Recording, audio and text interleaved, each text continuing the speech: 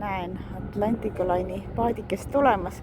Seal see suur masin, mis tõstab kraanaga omale kaupa peale.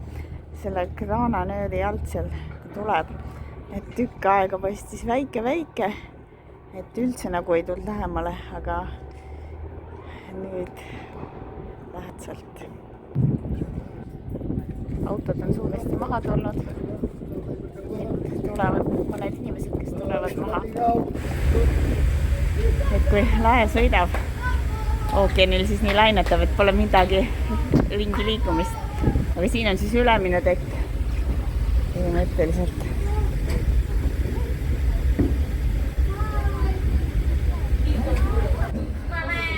Ja seest on väikene paal ja siis selline istumine. Alumisel korrusel on ka mõned istumise kohad.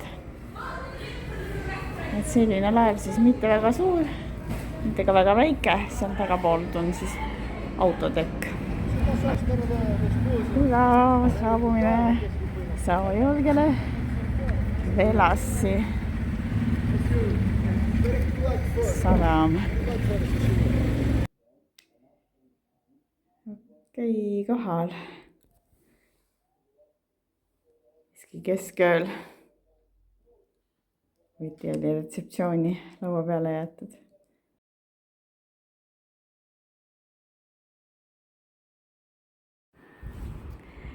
Sao-Jorge saarel ronnisin kohe siia Velase kõrvale Morro Grande otsa, mis on siis protected area, kaitstud piirkond, looduskaitseala spetsiaalsetele liikidele. Siin on näha ühte vana veskit.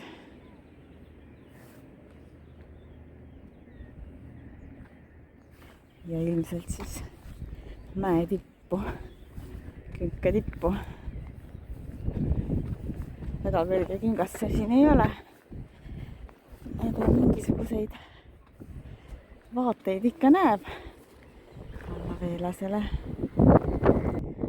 Ühesõnaga Sao-Jorge saar, nagu näha, ta on siukene pikk itsas mägine liba, 55 kilomeetrit ulatuvat see pikem ots ja siis teisele poole üle nende mägede on 7–8 kilomeetrit seda laiust. Kutsutakse Sao-Jorget pruuniksaareks, seda tänu siis väidetavalt vulkaanilise maastiku pinnavärvidele. Kui taevast vaadata, siis seda saart põhjendatult kutsutakse siis selleks saareks, kus ühe päevaga on võimalik ära näha kõik 4 aastaaega. Hetkel paistab, et ma olen siin vihmasel aastaajal. Need helendavad tuled, mis paistavad, peaks olema siis lennujaam. See all see linn on siis Velas, tuleb Velase sadam. Velas ja Caleta on 2 põhilist asulat siis Sao-Jorge saarel ja saare tipus on Topo ka, mis vanasti oli üks põhilistest asulastest, täna ei ole.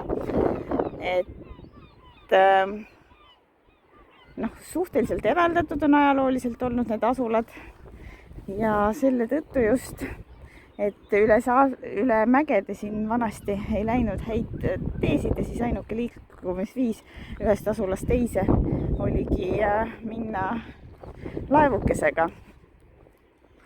Ja mille poolest on veel Sao-Jorge tuntud, on fajad, et kuhu need asulad on ehitatud fajas, kuidas iganes ongi see fajas ja mis asi see fajas on, et katsusin guugeldada ja siis pidid olema, et kas siis kunagised laavavood niimoodi neid madalaid kohtasid tekitanud või siis on vulkaaniline sodi põhimõtteliselt tulnud. Neid olla Sao-Jorge saarel oma 70 tükki. Veel pisut vaateid Velasele, kuskil seal on siis minu Airbnb tüüpi majutus ka. Tegelikult siis inimesed seal mitte ainult ei majutanud rahvast, vaid seal oli täiesti olemas ka restoran, miskisugune baarivärk. Korralik hommikusöögiks pakuti kohe siis Saojõge spetsiifilist juustu. Saojõge juust on üks see asi, rahvuslik asi, mille poolest see saar tuntud on. Ja see juust nüüd oli maitselt siukene kuidagi tugevam, teravam ja natukene meenutas küll Hollandit, et väidetavalt, et keegi siin saarel põhiliselt on Portugali juurtega inimesed, et on ka Flaami maadest, sealt Hollandi kandis madalmaadest, et need on siis oma juustu mõjutused siia toonud. Miradouro de Entremorros ja osutatakse sellele huvitavale siis kaljumõrakale. Teisel pool on ka sellised mõrakad.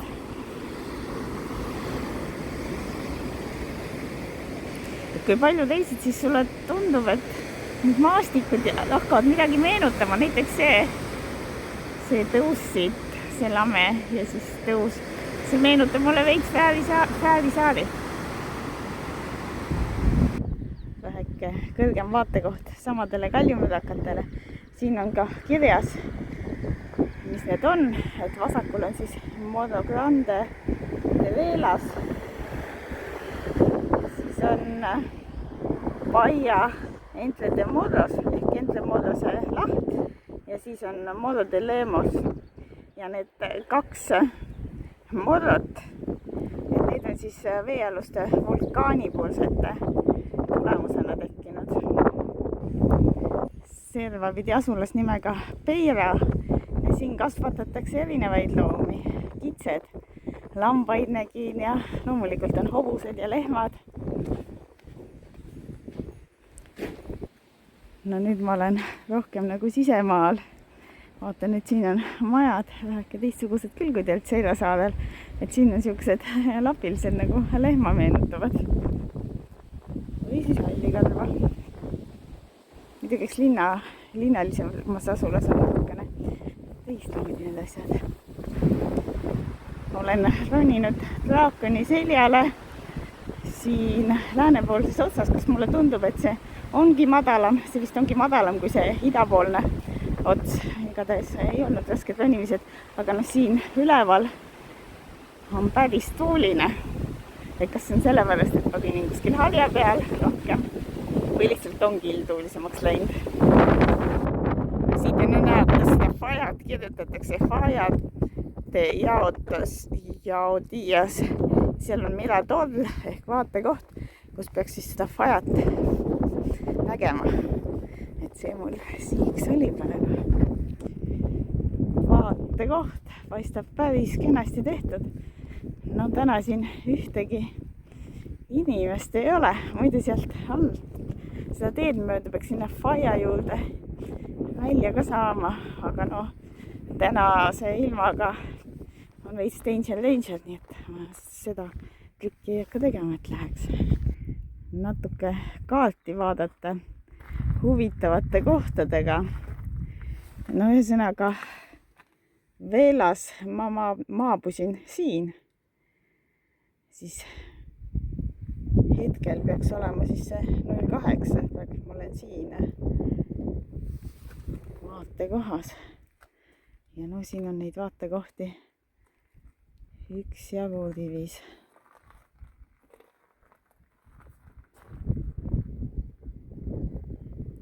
Faja.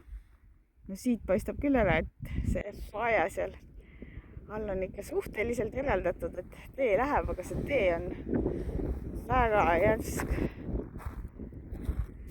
Et leidsa arusaadav, miks vanasti see ühendus pigem käis paatide vahel ja miks need asulad suhteliselt eraldatud olid.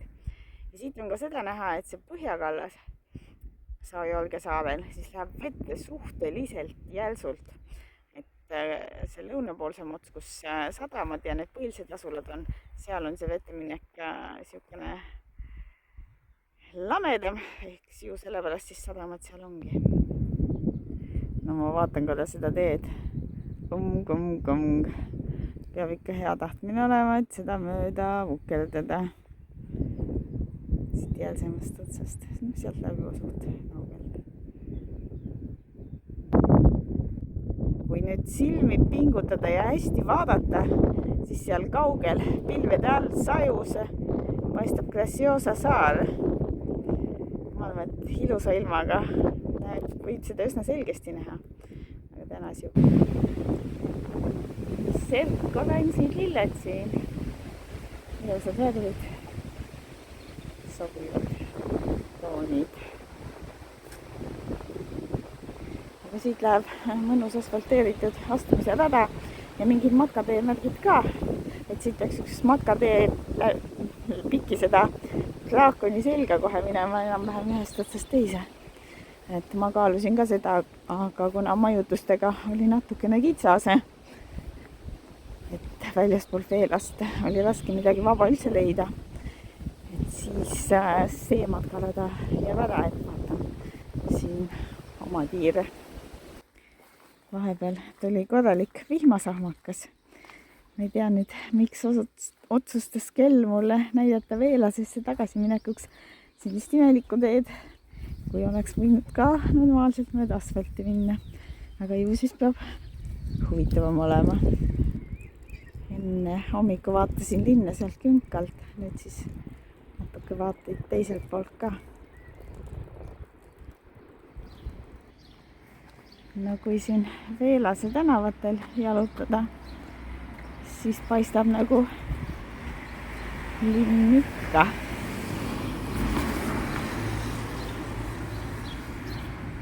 Siit läheb sadamasse. Auditoorium municipal, siuke huvitavamat sorti ehitus. Pisuke kohalik rannaala. Täna küll päris ujumisilme ei ole.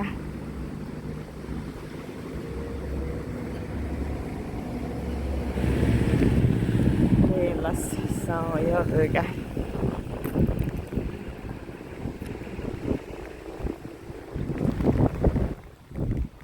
Väike pildistamise ja vaatamise koht. Siin on miskisugused putkad ka. Nagu näha on jälle sadama hakanud. Ja ühtegi rahvast siin ei ole. Aga muidu täitsa pikniku koht.